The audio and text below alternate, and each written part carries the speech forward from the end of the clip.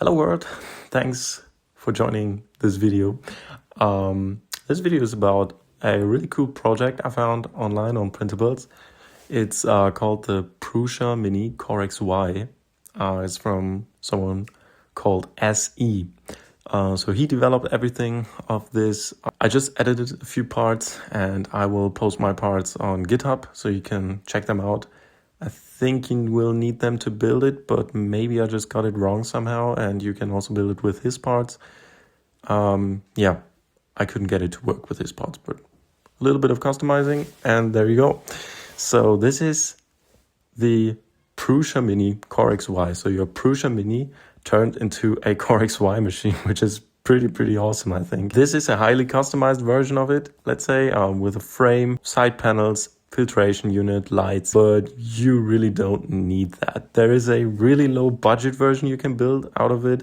You just need 3 aluminum 30-30 extrusions, 2 belts, a few idlers, and you're good to go. Like, that's really literally it. And you can reuse all the parts like screws, rods, whatever from your Prusa Mini, and you'll be able to build this. And you're probably gonna ask yourself, why would I do this? Actually, a good question. A really major point is that you get 250 or maybe up to 255 millimeters of build height, so on your Z-axis. If you're building a lot of stuff for RC planes like fuselage or wings, or maybe you're printing boats or some other vase mode objects, this could be really a benefit for you. Other than that, I don't think there's really a point of building this thing because I don't know if it's that much better or if it's even better at all than, let's say, a Bamboo A1 Mini, which is unbelievably cheap if you buy them used or even buying them new.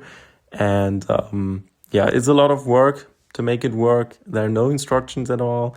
So I don't know if it's worth it, but if you really want to learn something or just have a cool, unique CoreXY printer, that could be a project for you. It actually works. The print quality is pretty decent. I wouldn't call it like super good or bad.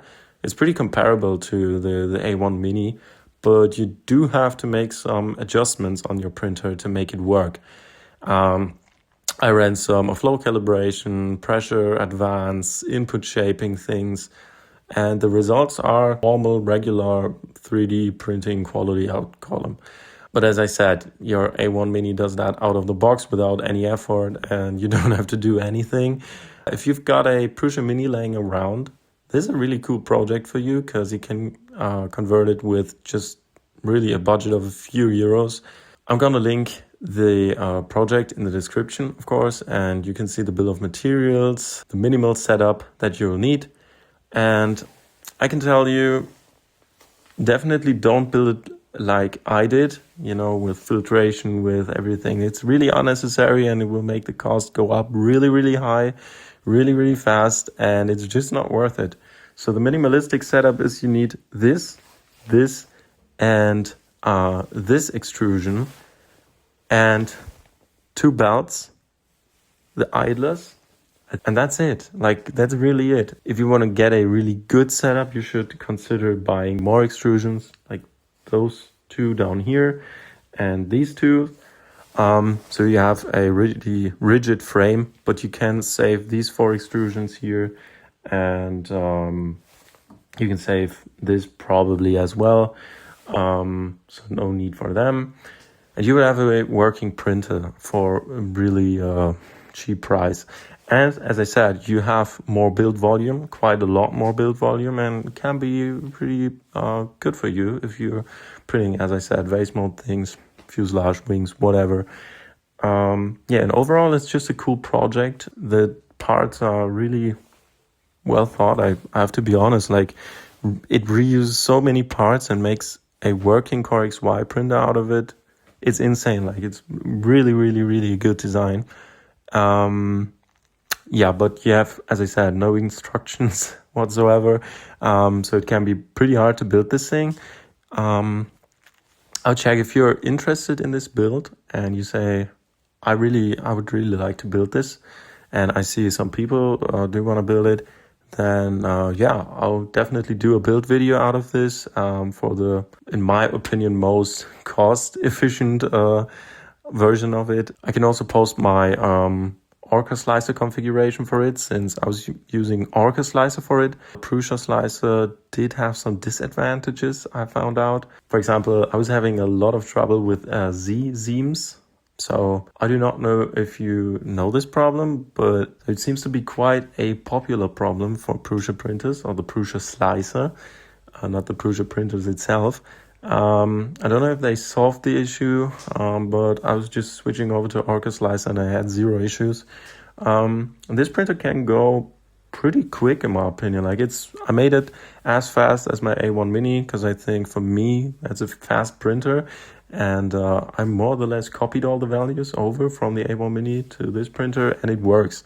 I also did a sub 20 minutes benchy with it. I think I was using 12,500 acceleration on it, which is pretty fast. And honestly, the quality of the benchy wasn't too bad. You could just see that there was a big lack of cooling. And I would say, like, this is probably the biggest issue of the printer. You got a small duct here, which cools just from that one side. So the fan sits here and it blows down onto the nozzle. And I think that's just not sufficient cooling.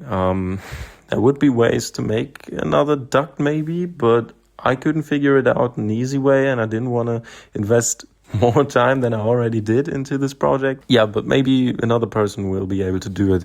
You just don't have that much space here and there. It's very limited here in this area. So it's quite a good design itself, but it just doesn't blow that much air. So yeah, I don't think you'll be able to go over certain speeds, especially when you're printing PLA.